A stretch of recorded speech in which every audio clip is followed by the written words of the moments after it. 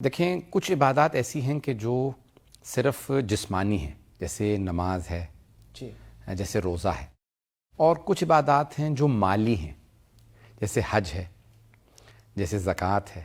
تو یہ فائنینشیل ذمہ داریاں ہیں کہ انسان کو پیسے دینے ہوتے ہیں، اور نماز اور روزہ جو ہے وہ فزیکل ہے، جسمانی ہے۔ جی حج دونوں ہیں، اور عبادت یعنی اس میں پیسے بھی لگتے ہیں، اس میں جسمانی زحمت بھی انسان کو اٹھانی پڑتی ہے، روحانی سفر بھی ہے۔ جی عبادت میں سب سے پہلی بنیادی چیز یہ ہے کہ نیت کا خالص ہونا ضروری ہے، جسے انگلش میں کہتے ہیں کہ سنسیئر انٹینشن ہونا ضروری ہے۔ جی جی آپ کا کوئی بھی کام، عبادت تب تک قبول نہیں جب تک قربتاً الی اللہ نہ ہو، اللہ کی خوشنودی کے لیے نہ ہو۔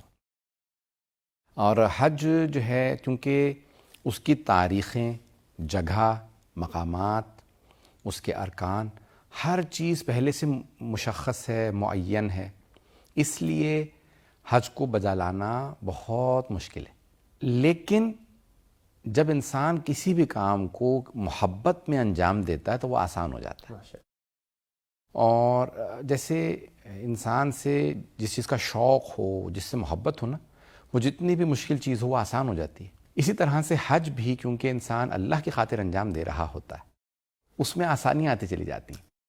جب لوگ جاتے ہیں تو وہاں رونے لگتے ہیں، پریشان ہوتے ہیں، یہ کیا ہوا وہ، لیکن جیسے ہی واپس آنے لگتے ہیں کہتے ہیں کہ میں دوبارہ جانا چاہتا ہوں۔ واہ یہ اس طرح کی ایک عبادت ہے کہ جس میں دشواریاں انسان کو لذت محسوس کرواتی ہیں، اچھا اور آپ انجوائے کرتے ہیں۔ ہاں میں رات کا جاگا ہوا ہوں، ہاں میں نے ابھی کھانا نہیں کھایا، لیکن ایک انسان کو اس عبادت کے اندر پھر بھی بہت سکون ملتا ہے۔ ایک ایسا چیلنج ان کے سامنے آ جاتا ہے، وہ جب وہ اوور کم کرتے ہیں اس چیلنج کو، کامیابی حاصل کرتے ہیں، تو ایک لطف شاید واقعاً اس کے اندر ایک لطف ہے، اور انسان کو ایک ایسا لطف محسوس ہوتا ہے کہ جو اس کا کوئی بدل نہیں ہے۔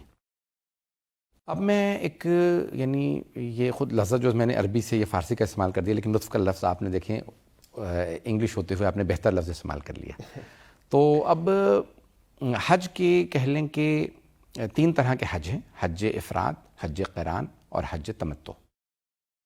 جو لوگ مکے میں رہتے ہیں یا مکے کے 48 کلومیٹر کے اندر 48 کلومیٹرز کے اندر رہتے ہیں، ان کے لیے حج قران ہے، اور حج افراد بھی ان کے لیے، اور کچھ ایسے لوگ جو قربانی نہیں رکھتے یا جن کو بدلنا پڑتا ہے اپنا حج، ان کو حج افراد کرنا پڑتا ہے۔ جب بدلنا پڑتا ہے۔ ہاں، اچھا جیسے بعض کا جو ہے وہ بیمار ہو گئے ہیں، یا خدا نہ کرے کوئی اور ایشوز ہو گئے ہیں، ٹھیک ایمرجنسی آ گئی ہے، ٹھیک حج چھوڑنا پڑ رہا ہے ان کو، رائٹ تو کچھ ان کے اندر تو اب وہ ہم ان 2 میں نہیں جائیں گے، ان کے احکام کو بیان نہیں کریں گے۔ ٹھیک جتنے بھی لوگ مدینے سے یا دور سے آ رہے ہیں، جیسے مختلف ممالک سے، پوری دنیا سے لوگ جو جاتے ہیں حج کے لیے، وہ حج تمتع بجا لاتے ہیں، اس کو کہتے ہیں حج تمتع۔ اس کا معنی کیا ہے التمتع؟ کیونکہ شاید میرے لیے تھوڑا سا عجیب سا لفظ ہے التمتع۔ جی ہاں، حج تمتع جب آپ کہتے ہیں تو اس کا مطلب ہے کہ یعنی جیسے آپ نے پہلا لفظ استعمال کیا لطف، جی تو یہ جیسے جس چیز سے انسان کو اللہ کی بارگاہ میں جانے کا لطف آئے۔ اچھا واہ اچھا، اس کی 2 قسمیں ہیں، یا اس کے 2 حصے ہیں، قسمیں نہیں بلکہ 2 حصے ہیں۔ حج کی 3 قسمیں، اور حج تمتع کے 2 حصے: عمرہ تمتع اور حج تمتع۔ ٹھیک اچھا، اب ہم جب عام عمرے کے لیے جاتے ہیں تو وہ عمرہ کہتے ہیں نا کہ یہ عمرے پہ گئے ہیں، تو وہ عمرہ کہلاتا ہے عمرہ مفردہ۔ مفردہ اس کی 7 واجبات ہیں، ہم اس پہ بحث نہیں کریں گے، ٹھیک ہے، وہ بھی آؤٹ آف اسکوپ ہے، آؤٹ آف جیسے ہم اسکوپ کہتے ہیں کہ ہے، اس کے بارے میں ہم نے بات نہیں بات نہیں کرنی۔ لیکن جب ہم جاتے ہیں کہتے ہیں یہ حج پہ جا رہے ہیں، تو وہ حج تمتع پہ جا رہے ہوتے ہیں۔ اچھا حج تمتع، ٹھیک اچھا، مکے میں داخل ہونے کے لیے پہلی شرط یہ ہے کہ آپ عام لباس میں داخل نہیں ہو سکتے۔ صحیح مکے میں داخل ہونے کے لیے احرام کی ضرورت ہوتی ہے، ٹھیک آپ کو احرام باندھنا پڑتا ہے، مردوں کو بھی اور خواتین کو بھی، سب احرام باندھیں پھر مکے میں آ سکتے ہیں۔ اچھا تو اس لیے حج اشہر معلومات، قرآن کی آیت ہے نا کہ حج جو ہے وہ خاص دنوں میں ہوتا ہے، صحیح خاص مہینے میں ہوتا ہے۔ ذی الحج میں ہوگا، 9 کو، 8، 9، 10 ذی الحج، 11، 12 ذی الحج کو، 13 ذی الحج، یہ حج کی تاریخیں ہیں۔ تو حج کی کیا ایک سٹارٹ ڈیٹ اور ایک اینڈ ڈیٹ ہوتی ہے؟ ایسے ہم دیکھ سکتے ہیں بالکل ایک ایسا، ونڈو ہے جس میں بالکل، آپ نے حج کرنا ہے۔ ہاں، جس میں آپ کو حج بجا لانا ہے، اس کا بالکل تاریخیں مشخص ہیں، اچھا فکس ڈیٹس ہیں۔ اچھا اچھا مکے میں آپ داخل ہو نہیں سکتے بغیر احرام کے، جی تو اب کیا کریں گے، جب آپ جائیں گے تو حج بجا لانے کے لیے اس کے 2 حصے ہیں. پہلا عمرہ تمتع. جی جب آپ عمرہ تمتع کریں گے تو احرام باندھیں گے، مکے میں داخل ہوں گے. عمرہ تمتع کی 5 واجبات، حج تمتع کی 13. حج کی میں واجبات آپ کو بعد میں بتاؤں گا. اچھا عمرہ تمتع کی جلدی جلدی 5 واجبات بتا دیتا ہوں. ٹھیک ہے. وہی دوبارہ حج میں ریپیٹ ہوں گی اور اس کے کچھ اور بھی ہیں حج میں دہرائی جائیں، وہی چیزیں تقریباً ہے وہی چیز لیکن حج میں تھوڑی زیادہ ایڈیشنز ہیں. ہاں ٹھیک ہے. اس میں جو ہیں کچھ اضافات ہیں جو آپ نے لفظ. ہاں جی اب آئیں گے تو عمرہ تمتع کے لیے آپ نے میقات سے 5 میقات ہیں، وہ بھی ہم بعد میں بحث کریں گے. ٹھیک ہے. 5 میقات ہیں، انہی میں سے کسی ایک جگہ سے آپ کو احرام باندھنا. ٹھیک ہے. یہ پہلی واجب. صحیح.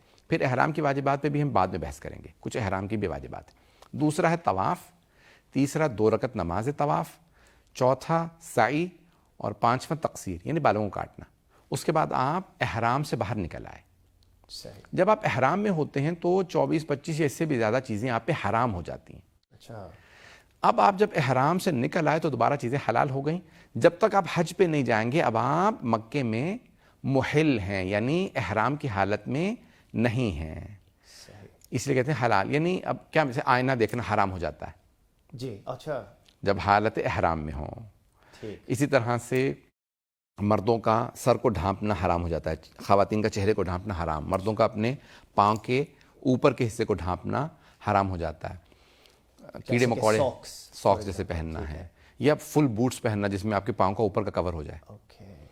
اسی طرح سے مثال کے طور پہ جانوروں کو مارنا یا کسی مچھر کو بھی مارنا جی حرام ہو جاتا ہے. حالت احرام میں تروک کہلاتے ہیں، ترک کرنی ہیں چیزیں، وہ سب چیزیں آپ پہ حرام ہو جاتی ہیں. اس لیے جیسے ہی آپ احرام سے نکل آئے دوبارہ آپ محل کہلائیں گے. ٹھیک ہے.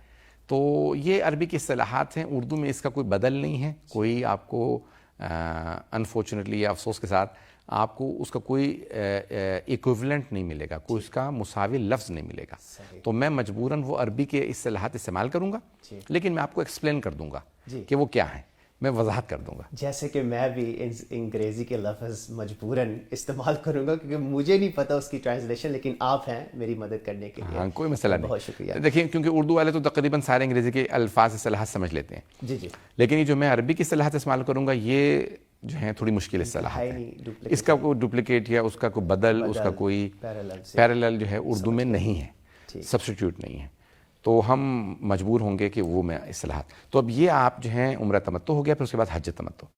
حج ایک لفظ ہے جس کا اردو میں کہتے ہیں قصد یا ارادہ، یعنی آپ نے ارادہ کیا کسی کام کے، اس کو کہتے ہیں حج. لیکن اسلامک ٹرمینالوجی کے اندر کیونکہ ایک لفظ عربی کا لفظ ہے تو اس کے عربی میں کیا معنی ہے اور پھر اسلامک ٹرمینالوجی میں معنی کیا ہے. اسلامک ٹرمینالوجی کے اندر اللہ کے گھر کی عبادت کے لیے جو جاتے ہیں ان تمام مناسک کا نام حج ہے. صحیح. اور اس کی جو ہیں وہ تاریخیں بھی اور اس کے تمام ارکان، اس کے احکام، اس کے مناسک سمپل الفاظ میں وہ سب کچھ بجا لانا حج کہلاتا ہے. تو حج پہلی قوم کون سی تھی جس نے حج کیا؟ یہ کب سے شروع ہوا ہے؟ بہت اچھا سوال ہے. اگر دیکھا جائے تو ہمارے یہاں ائمہ علیہ السلام کی احادیث سے ثابت یہ ہوتا ہے کہ سب سے پہلے خود خانہ کعبہ جناب آدم ہی نے بتایا اور بنایا کہ بھئی یہاں پہ اللہ نے ان سے کہا کہ ان اول، قرآن کریم کی آیت ہے ان اول بیت وضع للناس للذی ببکۃ، جو اللہ نے سب سے پہلے زمین پہ گھر بنایا وہ جو مکہ میں ہے یا بکہ میں ہے. بکہ مکہ ہی کے ناموں میں سے ایک نام. ہاں اچھا، پہلے بکہ کہا جاتا تھا. دونوں یہ مکہ بھی بکہ بھی اور بھی ہیں جی اس کے نام. تو اس سرزمین کا نام ہے جہاں اللہ کا گھر ہے. اب آیا اسی طرح کا گھر تھا یا نہیں، انہوں نے کچھ وہاں پہ نشان بنایا جی. لیکن بعد میں جو صحیح طرح سے تعمیر کیا اللہ کے گھر کو وہ حضرت ابراہیم اور حضرت اسماعیل علیہ السلام نے بنایا. ٹھیک. وہ قرآن میں آیت ہے کہ وَإِذْ يَرْفَعُ إِبْرَاہِيمُ الْقَوَاعِدَ مِنَ الْبَيْتِ وَإِسْمَاعِيلُ، بے شک کہ ابراہیم و اسماعیل نے اللہ کے گھر کی دیواروں کو چنا، تو والز کو بلڈ کیا. تو آپ نے ابھی شاید یہی کہا ہے کہ ہمیں معلوم نہیں کہ یہی روپ اور شکل کعبے کی تھی اس وقت یا تھی جناب آدم کے زمانے میں. اچھا، حضرت آدم کے زمانے میں. ہاں. لیکن حضرت ابراہیم کے زمانے میں تو یہی تھی، تو یہی تھا اس کا. یہ جناب ابراہیم نے بنایا ہے. اس سے پہلے جناب آدم نے بنایا تھا، لیکن آیا وہ ایسا ہی تھا جیسے جناب ابراہیم نے بنایا، یا انہوں نے کچھ نشان لگا دیے تھے؟ جناب جبرائیل کے کہنے پہ بس کچھ دیواریں بنائیں اور کچھ نشان لگا دیے، کچھ پتھر رکھ دیے، تو اب وہ بن گیا ایک گھر کہ اللہ نے کہا بھی میرا گھر بنا دو ایک یہاں پہ ایسا کہ یہ میرے نشانی رہے گی، یہ تمہارا قبلہ رہے گا اور یہ کعبہ ہے۔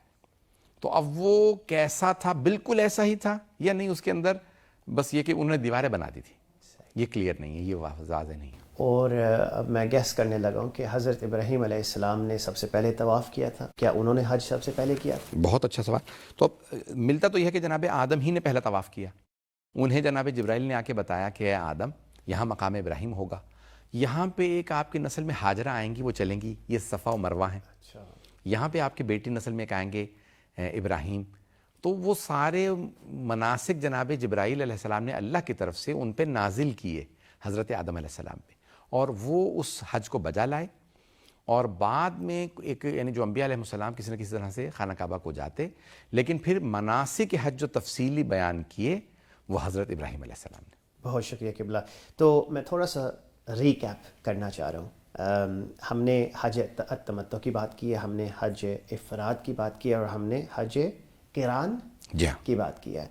میں ایک حاجی انشاءاللہ فیوچر میں حاجی بنوں گا، کیا میں چوز کر سکتا ہوں کہ میں فار ایگزامپل حج افراد کرنا چاہوں گا یا حج تمتع کرنا چاہوں گا، کہ میرے حالت پر ڈیپینڈ کرتا ہے، میری سرکمسٹانسز میں ڈیپینڈ کرتا ہے؟ بہت اچھا سوال ہے، یہ اہم ہے، یہ شرعی فقہی سوال ہے۔